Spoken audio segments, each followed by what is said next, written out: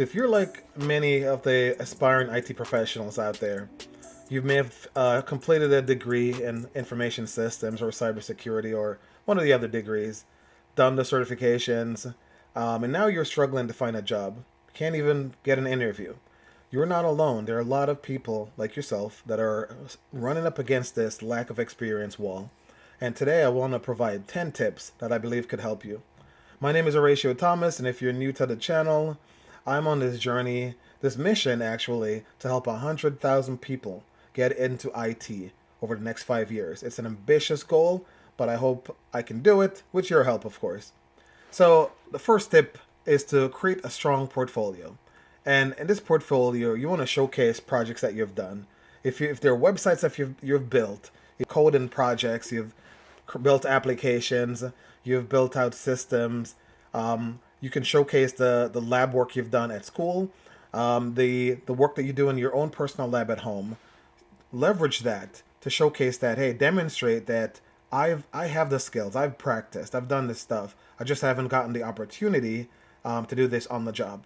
Secondly, certifications are important, especially the entry level certs like CompTIA A plus, Network plus, and absolutely Security plus if you're an aspiring security engineer. Third, you want to gain practical experience. Now, the term experience, a lot of times people assume it means that you must have had a job. But experience is not limited to on the job. You can gain experience in your lab environment. And I strongly suggest if you do not have a lab, you need to build one. I have another video that shows you how to build a lab for less than 400 bucks. You should check that out. So you want to have a lab environment, and in your lab environment, you should be working on the systems that the people in your position, the position that you aspire to be hired into, what are the systems that these people utilize? Is it Windows Active Directory, Cisco networking equipment? Is it cybersecurity tools like Kali Linux? You need to be using emulators, simulators, building virtual machines, and playing around in your lab and honing your skills in a lab environment. The other way to gain experience, hands-on experience, is through internships. Reach out to organizations around your community in your city and find out if you can be an intern, whether it's paid or free. It doesn't matter. Now, obviously, you may have bills to pay, but I'm sure you have a couple hours a week where you can intern for free if they're not willing to pay you. Call them, call the HR manager, send them a letter, knock on the door, do whatever you need to do to get an internship. And don't think you need to have an internship with Microsoft or Cisco. You could intern at the YMCA, the Boys and Girls Club. It's just a matter of getting the opportunity to be able to actually do some of this work and put it on your resume as on-the-job experience. Helping friends and family update their machines, wipe their systems, upgrading machines, that counts as experience as well. I've interviewed hundreds of people, and many of the positions were entry-level positions. I had kids coming out of high school, so I don't expect them to have job experience. But I always ask, hey, have you done any of these things before? And the ones that have, many of them attended technical schools, which was great because they had hands-on experience. But the ones that didn't attend technical schools, they had labs, or they worked with their parents, or they did things for family members. And that just demonstrates that you have the drive and that you're taking the initiative to learn and hone your skills. So tip number 4, you want to network. You absolutely need a LinkedIn profile. Go to LinkedIn, create a profile, and connect with people in the industry. Ask them questions. Try to seek a mentor. Reach out to some folks and ask if they'll mentor you. Tell them that, talk to them about your aspirations in IT, whether it's, let's say for example, you want to become a cybersecurity engineer. Connect with cybersecurity professionals. Ask them how they did it. Ask them if there's opportunities for you to intern, if they have any tips that they could send your way. So you want to network with people, the people that have achieved the things that you're trying to achieve. So hopefully you'll adopt all of these tips, and you may have already done some of them, but definitely you want to network, connect with people. The other thing you could do is join online communities. On LinkedIn, you'll see they have groups. They're entry-level engineer groups, cybersecurity engineer groups. Join those groups. Even look on Facebook. Facebook has groups with people from various industries. Join those groups, network, communicate with people. learn more, connect, let them know that you're looking for a job, and potentially you could get a job through that angle.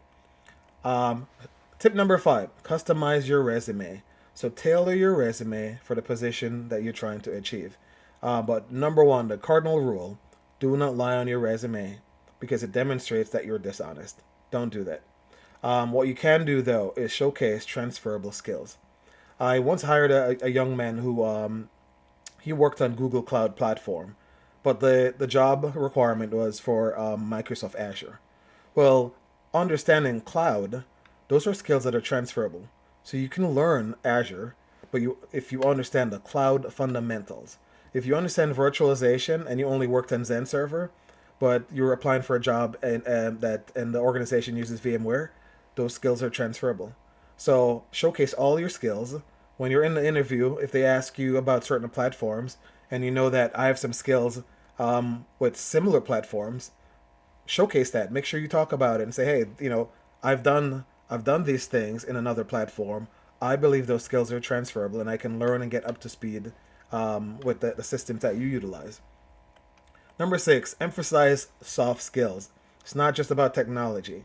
If you're in IT, you're most likely in a support role. Even if you're in the back room stringing up cables, you're going to have to interface with human beings. Being polite, being respectful, but the soft skills, especially communication and the ability to deal with conflict, are essential. Number 7, practice interviewing. Do it in front of the mirror. Have your mom, your sister, your dad, have someone interview you and ask questions about the position that you're trying to go after. If you do land the interview, you want to be able to put your best foot forward. You want to prepare for that. The other thing I think you should do, highly recommend, is researching the company. If you're selected for an interview, one of the questions you may be asked is, so what do you know about us? And you better be able to say something about the organization, when they were founded, how many locations, whatever information is available publicly, you should know it. So that's very important. Number 8, show enthusiasm and eagerness to learn. Employers value a positive attitude. They want to see that you have the potential, not just technically, but just overall. You're someone that's full of energy. And I'm not saying that you need to be outgoing, and you are who you are. So show up as who you are, but show that I'm excited, I'm interested, and I want this position, and I'm excited about the industry. Number 9, demonstrate continuous learning. So here's what I did. I went to, I got my degree, or maybe you don't have a degree, but you studied the A plus material, you did these certifications, or you plan to do these certifications. Here's what I did in my lab recently. Here are the books I'm reading. You're showing that you're committed to learning and growing in this profession. And number 10, last but not least, be persistent, but also be patient. You're going to apply for 100 jobs. You may not hear from 70 of them. You may, a couple of them might reply and say, hey, I'm sorry, we chose someone else. You may get a few interviews and it doesn't work out. You keep going. I've been I've been rejected by so many organizations. It's ridiculous. There are jobs that I applied for that I was absolutely sure that I was even overqualified, and I didn't even get an interview. So don't take it personally. Understand that it's a competitive field. For every job, there are hundreds of people that are applying, and so so you need to put your best foot forward, but also understand, we'll get them next time. We didn't get this one. We're gonna keep going. We're not gonna stop until we land that job in IT. That's the attitude you need to have, and believe in yourself. So hopefully these tips were useful to you. Drop a like, hit that subscription button if you haven't subscribed yet, and let me know what other topics you'd like me to cover. If you found today's video useful, please don't forget to smash the like button and subscribe if you haven't already done so. And remember, sharing is caring, so share with your friends. Thank you.